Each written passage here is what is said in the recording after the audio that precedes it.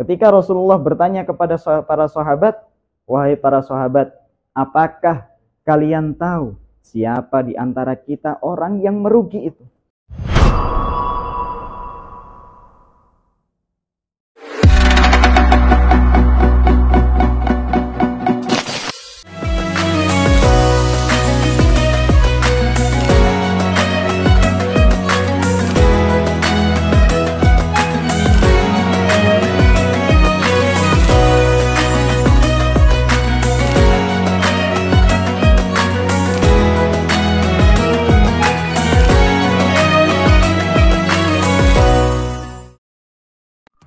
Assalamualaikum warahmatullahi wabarakatuh.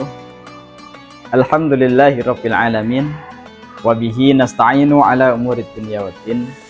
Wassalatu wassalamu ala asyrafil anbiya'i wal mursalin wa ala alihi wa sahbihi ajmain, amma ba'd.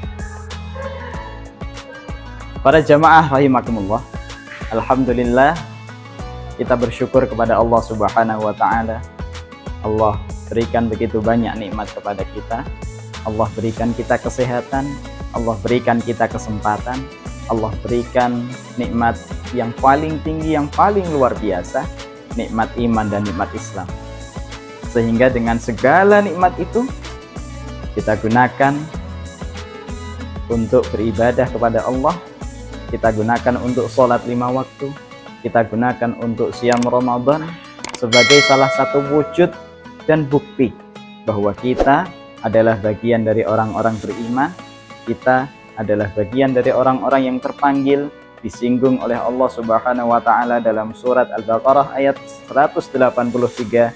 A'udzubillahi minasyaitonir rajim. Ya ayyuhalladzina amanu kutiba alaikumusiyam. Kedua, sholawat dan salam semoga selalu tercurah limpahkan kepada junjungan kita, kepada panutan kita, kepada teladan kita bersama Nabi Agung Nabi Muhammad SAW. Semoga di yaumul kiamah kelak kita mendapatkan syafaatnya, kita mendapatkan pertolongannya, dan kita diakui sebagai umatnya. Amin ya rabbal alamin.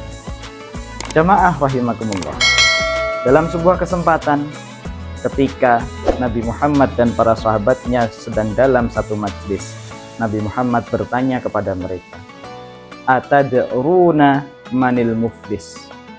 Kemudian di antara para sahabat menjawab, "Al-muflisu fina ma la dirhama wala dinara wala mata'." Ketika Rasulullah bertanya kepada para sahabat, "Wahai para sahabat, apakah kalian tahu siapa di antara kita orang yang merugi itu?"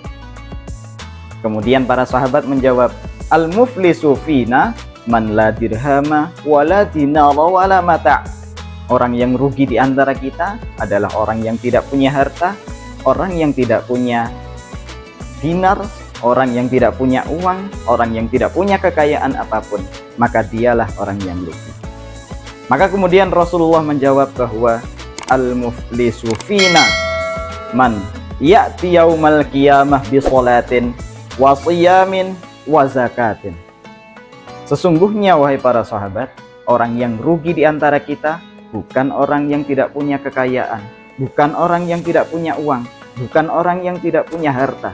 Akan tetapi orang yang rugi adalah orang yang kelak di yaumul qiyamah dia membawa pahala sholat, dia membawa pahala zakat, dia membawa pahala puasa.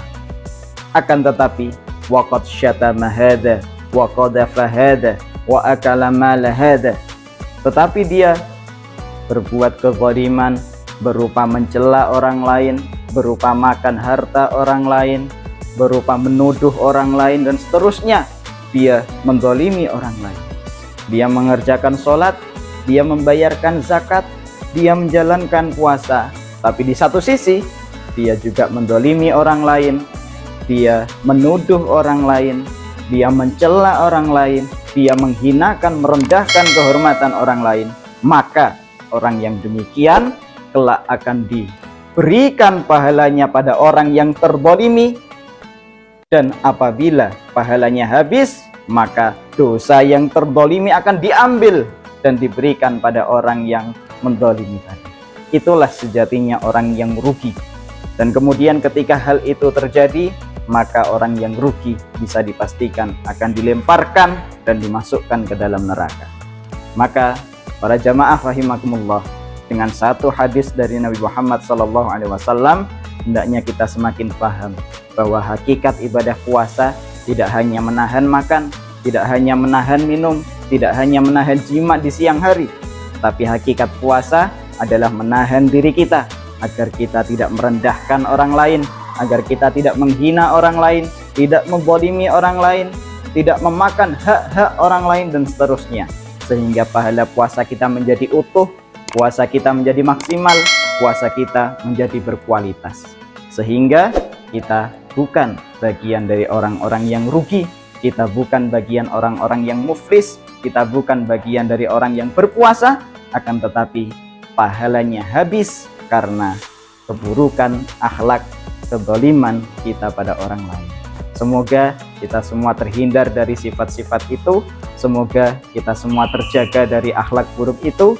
Semoga puasa kita menjadi puasa yang berkualitas. Amin ya rabbal alamin. Demikian yang dapat kami sampaikan. Kurang lebihnya kami mohon maaf yang sebesar-besarnya.